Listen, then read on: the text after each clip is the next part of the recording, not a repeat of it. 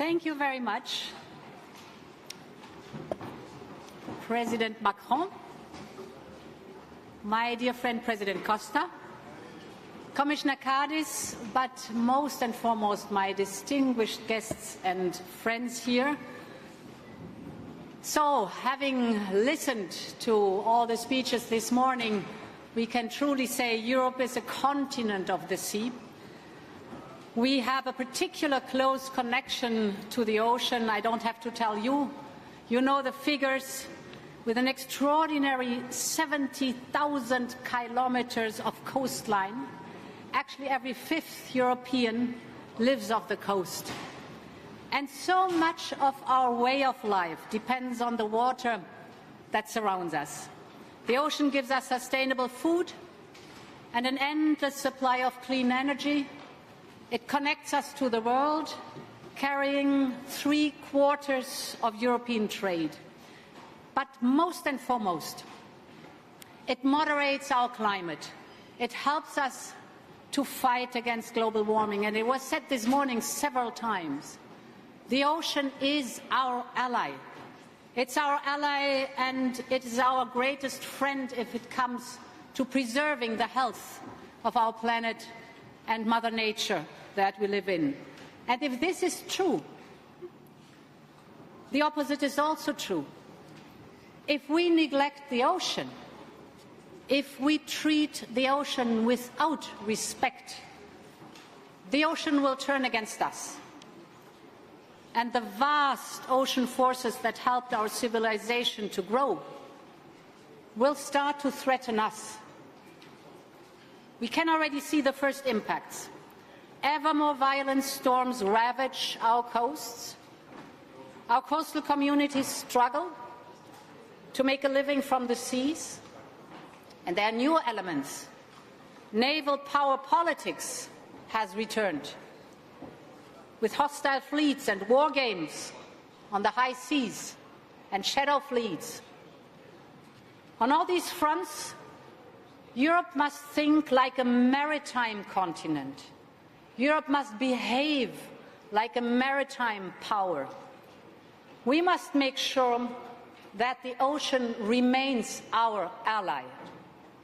And that's why I'm very proud and very grateful that today we can present our first ever European Ocean Pact. What a wonderful day to celebrate that.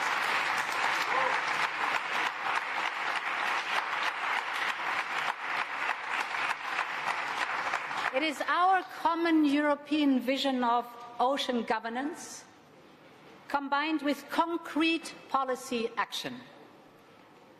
Commissioner Kostas Kardis will present the details of the pact, but let me mention some of the most important goals. First of all, we need to protect ocean health and its resources. I mean, we often speak about the fact that the rainforests are our green lungs. If this is the case, our oceans are our veins and our arteries. We cannot live without them. And everything which is flowing through our arteries and our veins, the water, is essential to survive. The ocean gives us life. So the pact will protect life in and around the sea. And for me it's important that there are not only nice headlines, this is important also to have a clear idea and vision, but we all know only what gets measured gets done. We need targets, figures, goals that we want to reach. So, we will strive to cut plastic and nutrient pollution by half within 5 years. This can be reached. We should make this effort, my friends.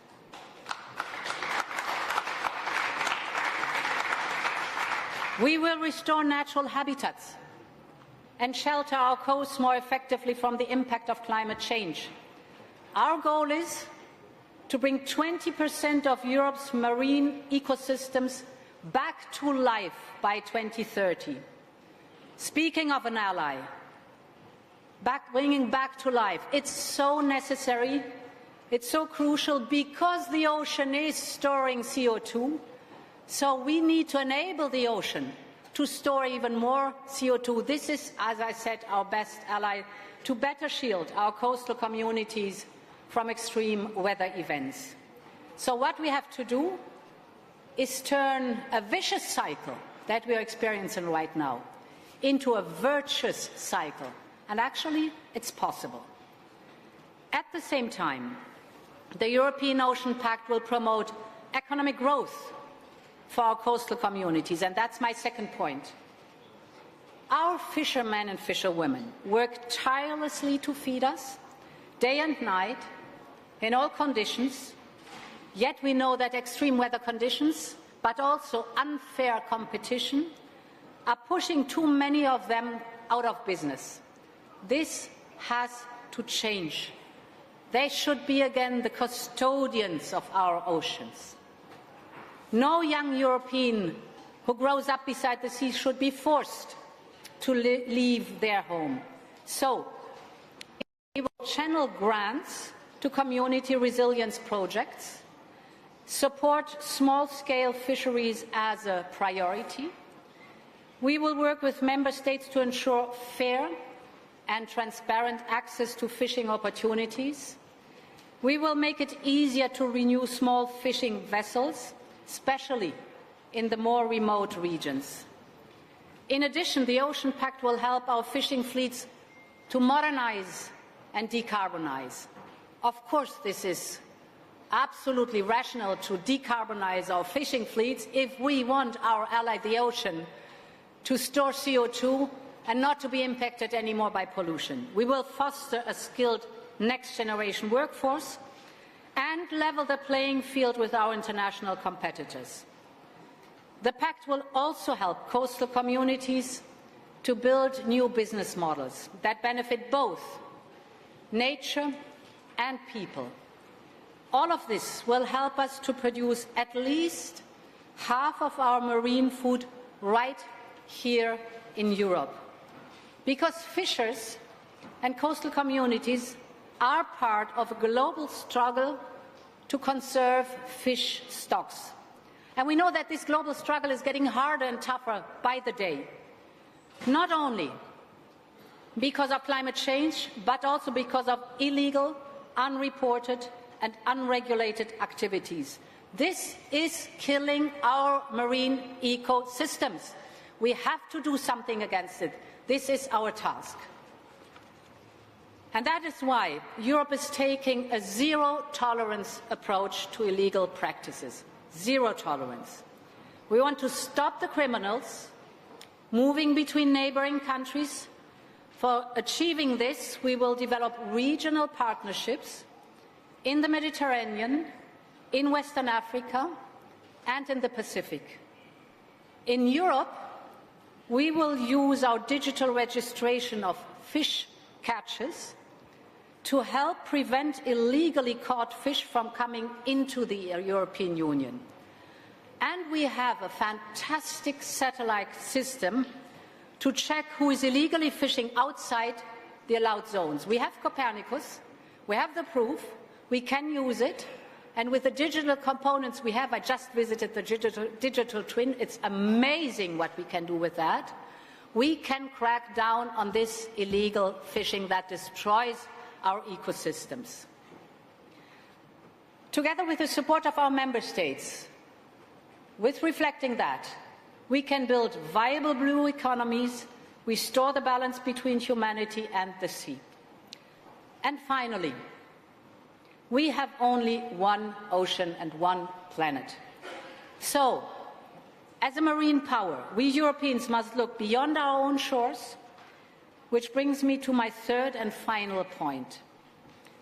We want to build a strong global alliance for the ocean, because the fight to promote and protect our ocean is a global challenge. As the declaration from the conference makes very clear, there is a funding shortfall to support ocean conservation, to support ocean science and sustainable fishing. So, my friends, I'm delighted, proud and grateful to announce today that Europe is investing €1 billion in 50 projects around the world.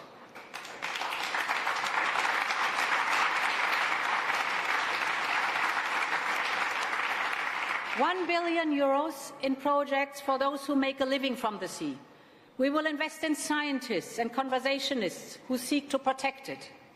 We will help to promote sustainable fishing in Tanzania, for example. We will regenerate mangrove forests and their natural supply chains in Guyana, for example. We will protect the coral and seagrass, which sustain 20% of global fish stocks. Knowledge. Knowledge is one of the most powerful tools for ocean conservation. So, 1/3 of the €1 billion in funding announced today is targeted for research and scientific projects. This is very dear to my heart. This morning at the plenary session, as you know, I announced Europe's new Ocean Observation Initiative. This will give us the vital data about the ocean. We have these data, but we have to process them. We have to accumulate them. We have to read them. We have to use them, using thousands of sensors from around the world. And thanks to the newest technologies in data collection, like our digital twin, it will enable us to make very accurate predictions about the ocean. So we can show what's happening. We can model different scenarios. We can prove how action will impact, for the better or the worse, the oceans. That's a completely new level of scientific approach to the knowledge about the ocean.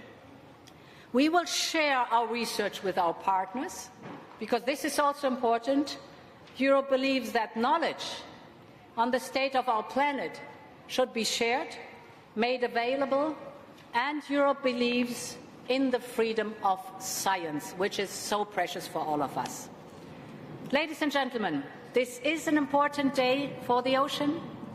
We now have a clear vision on how to protect our seas, our fishermen and fisherwomen, and our coastal communities. Now we must turn this vision into action. It's good to have a vision. It's good to have it on paper. I want to see it on the ground. I want to see it as true action. It's time to turn the tide and make our ocean thrive again. Thank you very much for your support, and thank you very much for your attention.